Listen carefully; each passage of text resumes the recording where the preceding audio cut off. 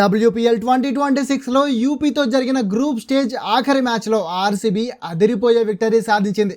Last 2 మ్యాచ్లో దారుణమైన batting ఫెయిల్యూర్తో ఇబ్బంది పడ్డ ఆర్సీబీ ఈ మ్యాచ్లో సాలిడ్ కమ్బ్యాక్ ఇచ్చింది. ఓపెనర్లు గ్రేస్ హ్యారిస్ 75, కెప్టెన్ స్మృతి మంధాన 54 రన్స్తో హాఫ్ సెంచరీలతో అదరగొట్టి దాదాపు టార్గెట్ని వీళ్ళిద్దరే కంప్లీట్ చేసేశారు.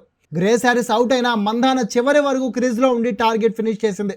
వీళ్ళిద్దరి బాధుడితో 144 టార్గెట్ని 13.1 ఓవర్లలోనే 2 వికెట్లు పోగొట్టుకుని చేసి యూపీపై ఫుల్లీ డామినేటింగ్ విక్టరీ సాధించింది మందాన ఆర్మీ. అంతేకాకుండా ఈ విన్తో ఫైనల్ బెర్త్ కూడా కన్ఫర్మ్ చేసుకుంది. ఒకవేళ ఈ మ్యాచ్లో ఓడిపోయి ఉంటే టోర్నీ స్టార్టింగ్లో ఫుల్ ఫామ్లో దూసుకుపోయిన ఆర్సీబీ ఇప్పుడు హ్యాట్రిక్ మ్యాచ్లో ఓడిపోయిన అవమానాన్ని మూటగట్టుకోవడంతో పాటు ఫైనల్ బెర్త్ కూడా పోగొట్టుకునేది. కానీ కరెక్ట్ టైంలో బ్యాటర్లు ఫామ్లోకి రావడం, ఆల్రెడీ ఫామ్లో ఉన్న బౌలర్లు యూపీ బ్యాటర్లను వణికించడంతో ఆర్సీబీ కంఫర్టబుల్ విక్టరీ సాధించింది ఈ మ్యాచ్లో. ఇక మ్యాచ్ గురించి మాట్లాడుకుంటే టాస్ గెలిచిన ఆర్సీబీ బౌలింగ్ తీసుకోవడంతో బ్యాటింగ్ దిగిన యూపీకి ఓపెనర్లు Meg Lanning, Deepti Sharma super opening ఇచ్చారు. సాధారణంగా మిడిల్ ఆర్డర్లో బ్యాటింగ్ చేసే దీప్తి శర్మ ఓపెనింగ్ పొజిషన్కి ప్రమోట్ కావడమే కాకుండా ఆ పొజిషన్లో అద్భుతంగా ఆడింది.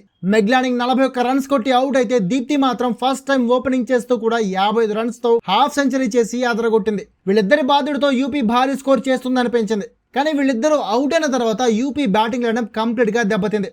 హర్లిన్ డియోల్ 14, సిమ్రాన్ షైక్ 10 తప్ప మిగిలిన బ్యాటర్లలో ఎవ్వరూ కూడా కనీసం 10 పరుగులు కూడా చేయలేకపోయారు. దీంతో యూపీ టీం 20 ఓవర్లలో 8 వికెట్లకి 143 రన్స్ మాత్రమే చేయగలిగింది. దానికి తోడు యూపీ టీంలో టాప్ ఫామ్లో ఉన్న లిచ్ ఫీల్డ్ ఈ మ్యాచ్ ఆడకపోవడం కూడా యూపీకి పెద్ద మైనస్ అయింది. ఆర్సీబీ బౌలర్లలో నడైన్ డీక్లర్క్ 4 వికెట్లతో యూపీని వణికిస్తే గ్రేస్ హ్యారిస్ 2 వికెట్లు, లారా బెల్, శ్రేయాంక పాటిల్ చెరో వికెట్ తీశారు. ఇక 144 టార్గెట్ చేసింగ్ తో బరిలోకి దిగిన ఆర్సీబీకి గ్రేస్ హ్యారిస్ ఫస్ట్ బాల్ నుంచే బౌండరీల వర్షం కురిపించి సూపర్ ఓపెనింగ్ ఇచ్చింది.